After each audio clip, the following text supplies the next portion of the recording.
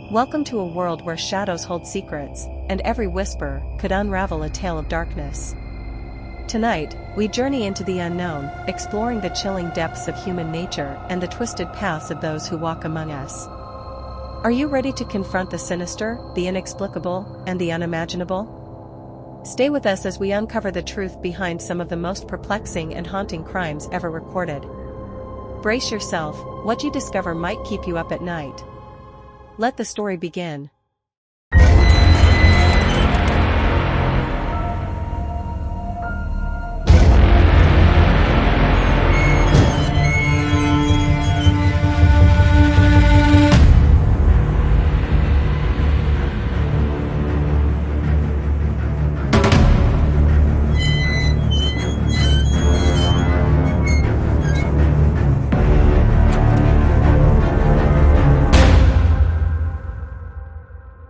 The man who was sentenced to death 3 times and escaped death row twice. Thomas Otis Knight was an American fugitive who murdered a Miami couple. While awaiting trial, he and 10 other inmates escaped from prison and committed murder, killing a store clerk in an armed robbery. He was added to the FBI's 10 most wanted fugitives list on December 12, 1974.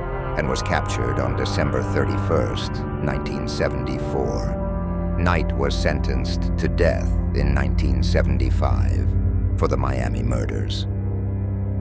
While awaiting execution, he committed a 4th murder, stabbing a correctional officer to death.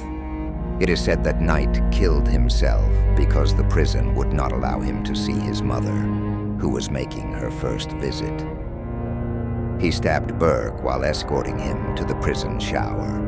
The prison wanted Knight to shave his beard completely before seeing any visitors, which angered him. But let's delve into Muhammad's childhood.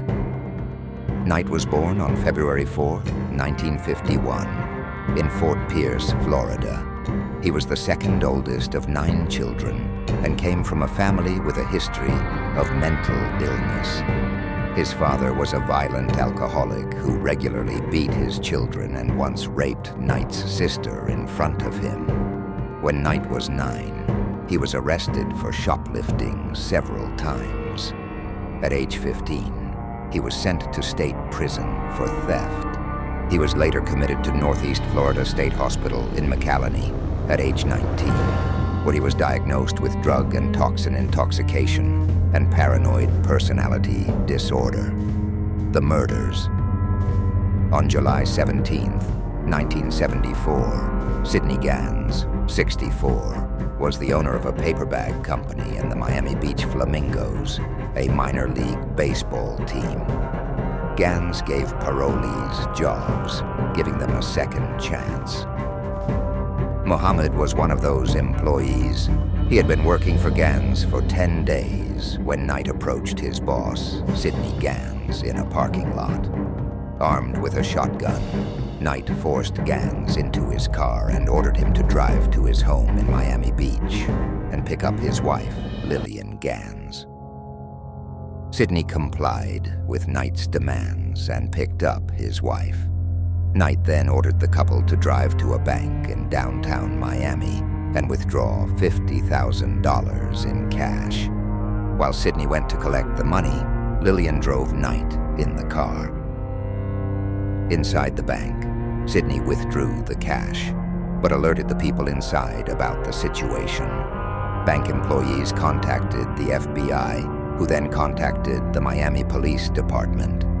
Sidney got back into the car with the money, and the 3 drove off, with Miami police tracking the car. Police lost sight of the car for a moment, but later found it in a secluded construction area with the doors open. Police prepared to search the area, but quickly spotted Knight, who was armed with the shotgun. Knight fled on foot into some nearby trees and ran away. Officers found the bodies of Lillian and Sidney. Lillian was found dead in the car, and Sidney was found dead about 25 feet, 7.6 m away, both of whom died from gunshot wounds to the neck. After 4.5 hours, police arrested Knight. he was found with his gun and the stolen $50,000. Prison escape and manhunt.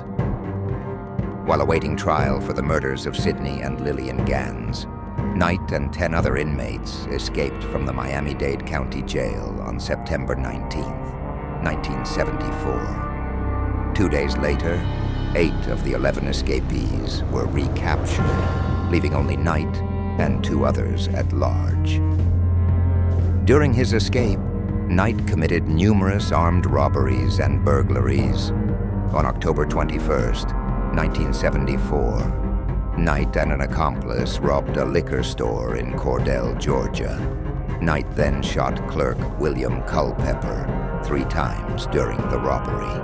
Culpepper died at the scene, and another employee, A.V. Norton, was shot twice, but survived. The couple stole $640 in the robbery. On December 12, 1974, Knight was added to the FBI's 10 Most Wanted Fugitives list. On December 31st, 1974, an FBI team arrested Knight at a home in New Smyrna Beach, Florida. Despite being heavily armed and confined behind a door, Knight was overwhelmed by the FBI team and captured. At the time of his capture, Knight possessed an arsenal of weapons, including a sawed-off shotgun, a 9mm automatic pistol, and a .38 caliber revolver, all of which had been stolen from Titusville. Knight was the 328th fugitive placed on the FBI's 10 Most Wanted Fugitives list and spent nearly 3 weeks on the list before being captured. Since escaping from prison, he had been on the run for just over 3 months before being caught by police. Death sentences. Muhammad was sentenced to death 3 times, and his death sentence was overturned twice. First death sentence, in 1975, for the murders of Sidney and Lillian Gans. Reversed in 1988 by the U.S. Court of Appeals for the 11th Circuit. Second death sentence, in 1996, for the murders of Sidney and Lillian Gans after a retrial. Second reversal by a federal district court in 2012, which ordered a new sentence or commuted the death sentence to life imprisonment. Third death sentence, signed by Governor Rick Scott on October 21st, 2013, for the murder of prison guard James Burke Knight, was executed on January 7th, 2014, by lethal injection at the Florida State Penitentiary in Rayford, Florida. He was the first person to be executed in the United States in 2014. He spent a total of 39 years on death row until his execution. Final meal.